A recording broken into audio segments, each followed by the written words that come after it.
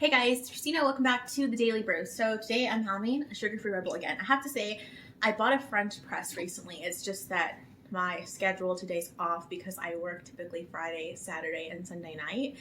And so Monday, I usually nap for a couple of hours and I stay up. And I'm the type of person with coffee. I can have it any time of the day. But lately, it's been hot. Like, I know it's November, but I live in West Texas in El Paso, and sometimes during the day it's like 80, 90 degrees, and then at night it's like 50. It's just all over the place. It's more bipolar than my personality. I'm just kidding. We're off to a great start. I'm gonna do the best and worst of Dior. So Dior is one of my favorite fragrance houses, especially for women. For men, I think that they have really good fragrances too, but there's only a couple of them that really stand out to me. You probably can already guess which one I love. But for women, Dior to me is a powerhouse designer. In their upper brand, I can't think right now. You know what I'm talking about, right? Okay. And in their regular designer brand, I think that they have some really, really great fragrances. They also have some fragrances that I personally just do not vibe with. So I'm going to put this disclaimer here because I've gotten like dislikes and comments from people, and I get that fragrance is very personal, but I feel like these days especially, like, everything's very personal. Like, no one can take an opinion that's different from theirs and stomach it without losing their mind. So let me say this. I'm going to put the fragrances I'm going to talk about in the down bar below, the best and the worst. And if you are like emotionally attached to one of these fragrances, I really suggest you just click off of this video because I don't want you to be upset. I don't want to piss anybody off. That's not my intention. I just thought it'd be a fun video to share with you guys the fragrances I think are amazing from Dior and the ones that I think are terrible. Because even if you love a fragrance house, like, I don't understand people who say, for example, I love, everything from, Chanel. And, like, literally Chanel's good, but, like, are all their fragrances amazing? Would I wear every single one of them? Absolutely not. And the same thing with Dior, the same thing with any fragrance house. I mean, you can't have everything perfect. I don't think I've met a fragrance house or, like, a fragrance brand that has gotten everything 100. You know what I mean? And it's just, like, you can't please everybody, and not everyone's gonna like everything. So I'm only going to mention the ones I think are stand out, like, amazing, or the ones that I think are stand out, like, terrible, okay? So I'm not going to, there's a lot in between that I think are just, like, they're just there. I don't hate them, but I don't love them. For the good, you guys probably already know I was going to mention this. J'adore is amazing. It is a white floral. It is a fresh white floral. A lot of people say that this is very common. It's a very crowd-pleasing perfume. A lot of people love this. If you search up, like, best perfumes for women, this is one of the first ones that pops up. It is like this delicious, fresh, like, slightly sweet white floral.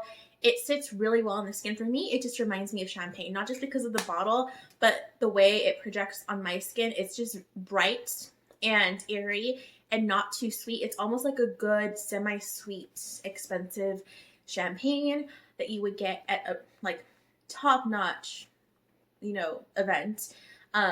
Yeah, it's like sparkling, beautiful champagne. It's appropriate for all times, all events. Like, there's not an event, I think, where you would wear this and it just wouldn't work. Like, if you're going to school, if you're going to work, if you work in an office, if you're a lawyer, if you're a doctor, if, you're going to a black tie event, if you're going to the, McDonald's, like, I haven't been inside a McDonald's in years, by the way. I like McDonald's. I'm not a snob, but I haven't been in McDonald's in a really long time. But if you're going to go, I don't even know, like, anywhere. You could be at an upscale restaurant, 5-star restaurant, or it could be at the local diner, and this smells amazing. I think it's great for first dates because it's not too much. It's not too, like, gourmand. I mean, I don't know. I feel like really, really heavy fragrances for dates, especially when you don't know the person, like, it can just come off very, like, weird, I don't know. I guess I've been tainted because I've been on a lot of first dates where guys have literally choked me out with their fragrance. Like Creed Aventus is ruined for me, but this is perfect. A lot of people hate on it because they say that it's been duped a million times, that it's super common, you know, of course, like it's just, but you know what? If it's good, it's good. I'm not one of those people that's just like, oh, it's crowd pleasing, like I'm too good for a crowd pleasing perfume. No, if I like something and a bunch of other people like it, awesome for them, but I like it and I really do like this. I think it's really good. The only thing I have to say is the lasting power for this isn't amazing. I probably could get 6 hours in like the fall and winter, and that's like Texas fall and winter, okay, which is like everywhere else's like spring. So yeah, I can get like 6 hours on this, maybe like 8 in the summer. I wear this way more often in the spring and summer, but you can wear it year round depending on where you live, which I will also mention that nobody ever talks about where they live. Climate has a hell of a lot to do with the type of fragrance you like, so keep in mind I live in a fairly hot climate, but even when I've lived in Denver, this was still like my boo. It can do no wrong. All right, so the next one that I absolutely love, love, love, and I love most of the poisons. You'll see. So this is Hypnotic Poison by Dior. A lot of people talk about this. This is a vanilla almond perfume. So it's very popular on YouTube.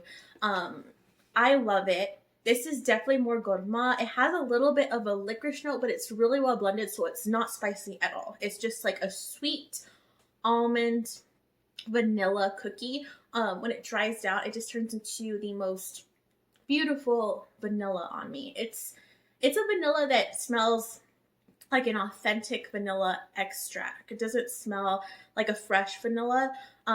It does smell a tad bit artificial, but in a really good way. This to me is like super sexy. It's not really, in my opinion, femme fatale. It's more like a cozy, like come closer, sexy type perfume. I will say that if you don't like vanilla, you're not gonna like this perfume. I've literally have seen people hate this perfume, but then they say they don't like vanilla.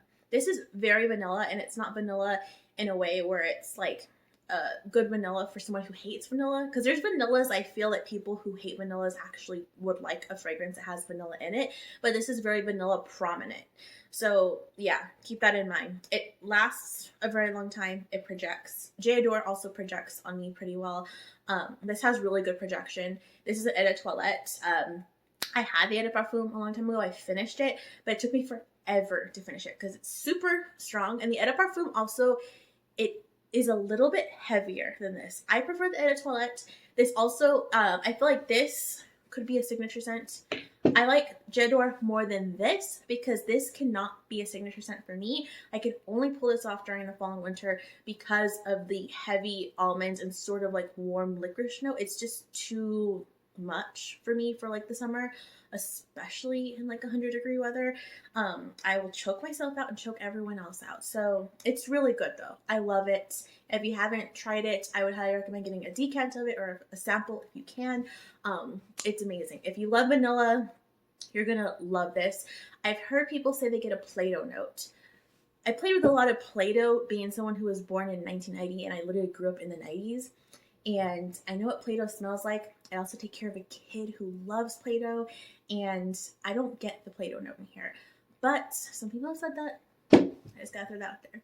So the next one that I love is Dior Poison Girl. So this is the Eau de Toilette.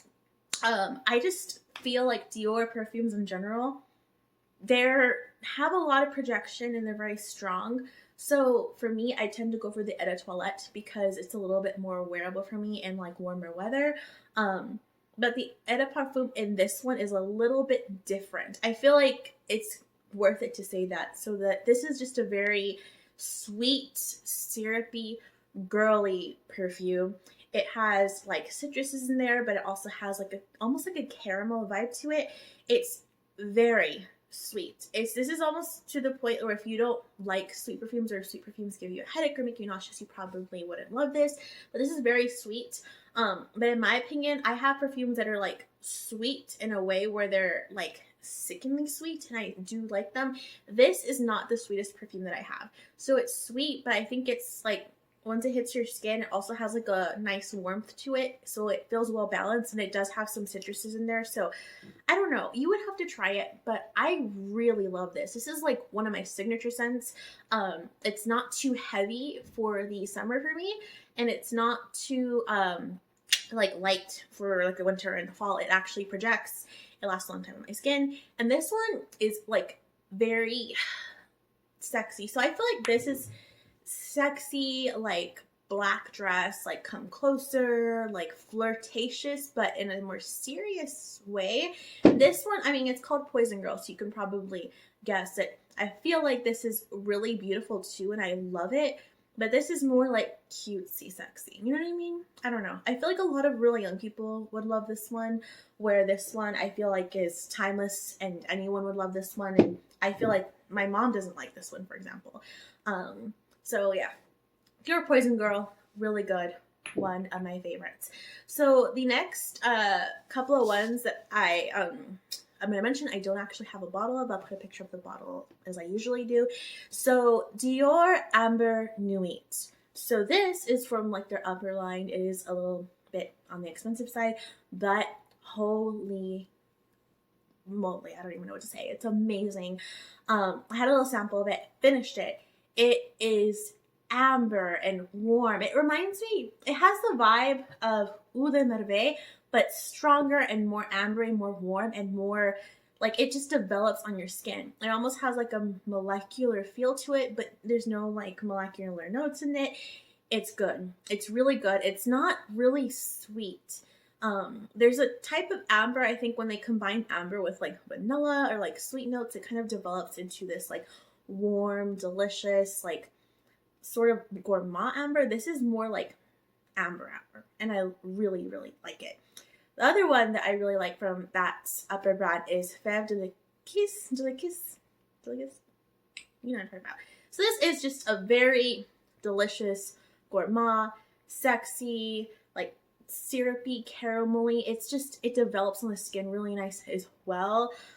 I love it. So these are really expensive. These are the only two that I've like tried or smelled from this particular line that I think from Dior are actually like going out of your way and purchasing. And the lasting power is really good. Projection is really good. For $200, they better be good. But other ones, like if I'm not mentioning it, like I said, I don't really like it.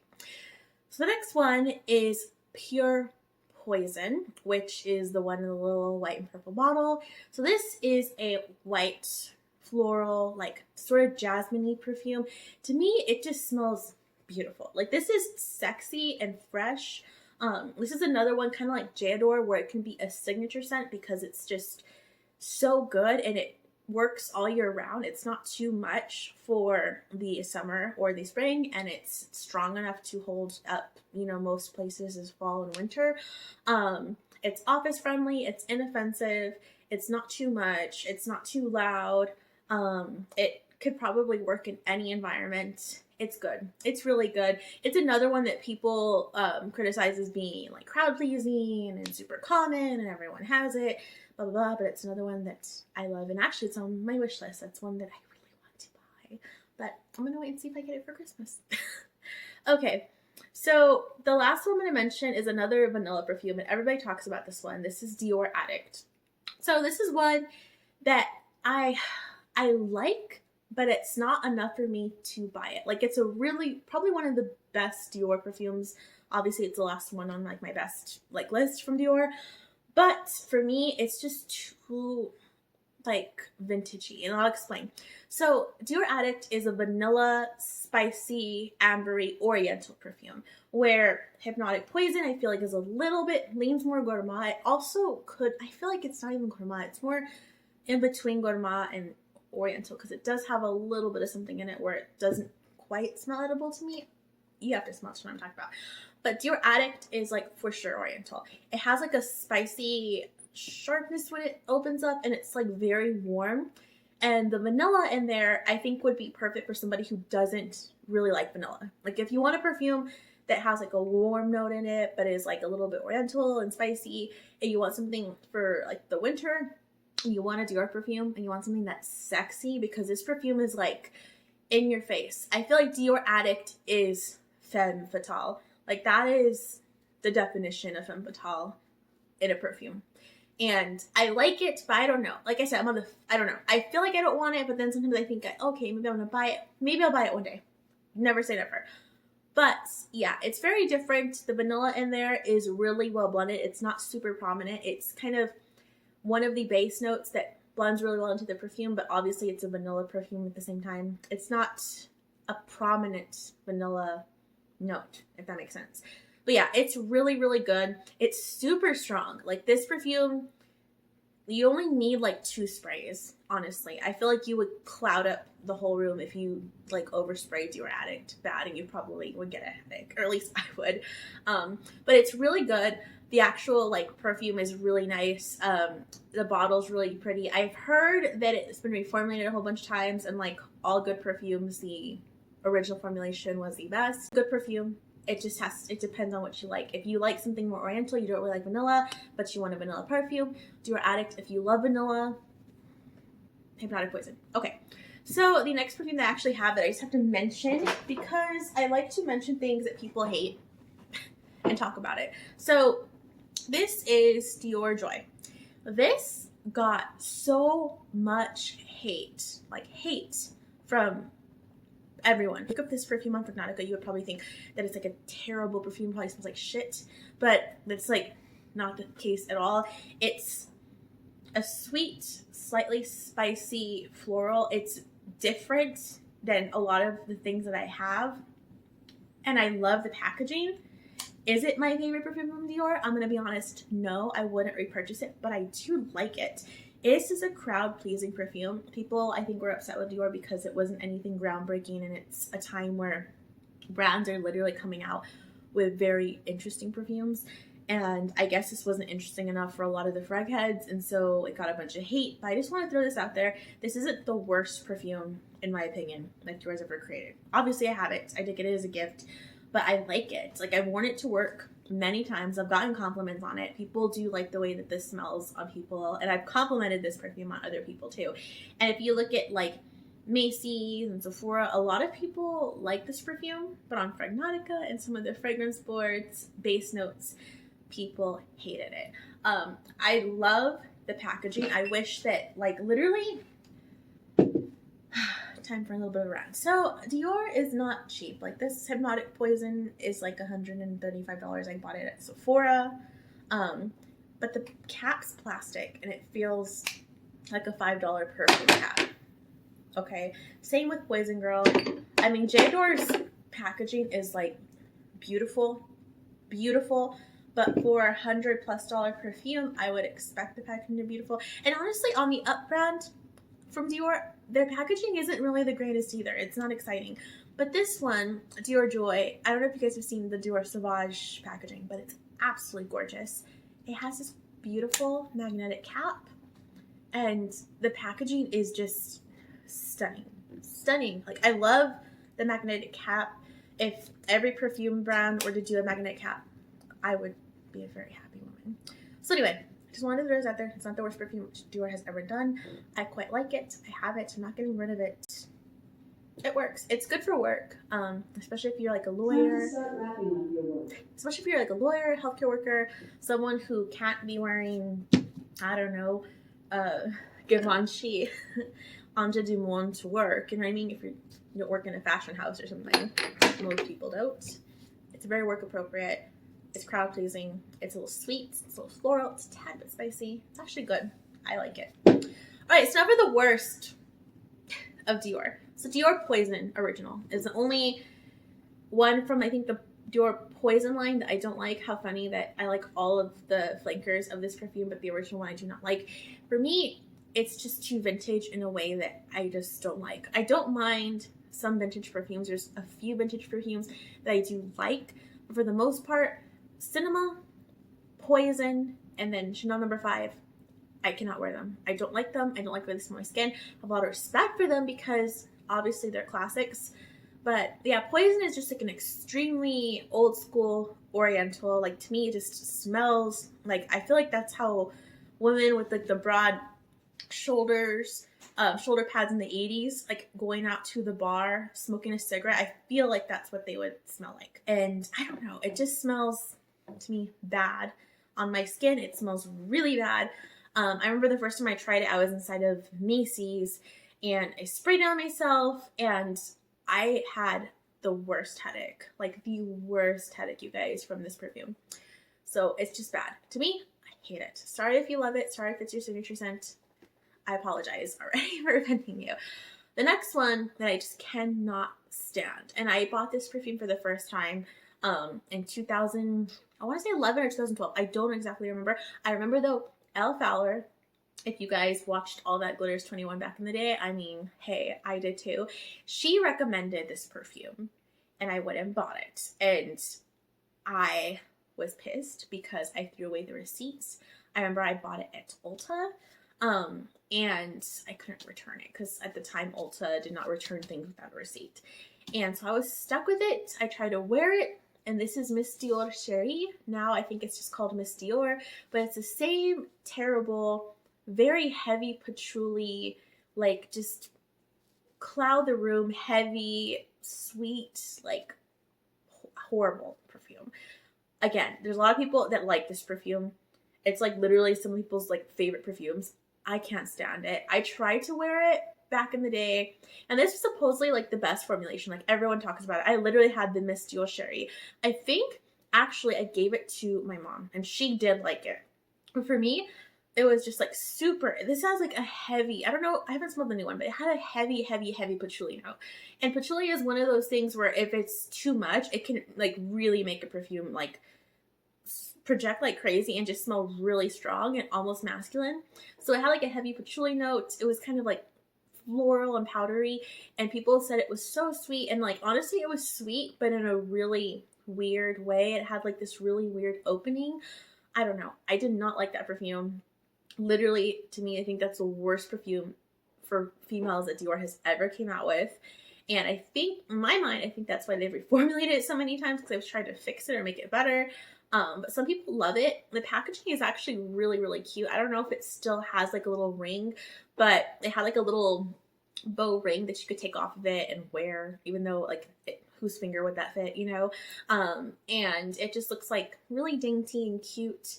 And yeah, I don't, honestly, the packaging's like theoretically cute, but do I actually like it? Not really.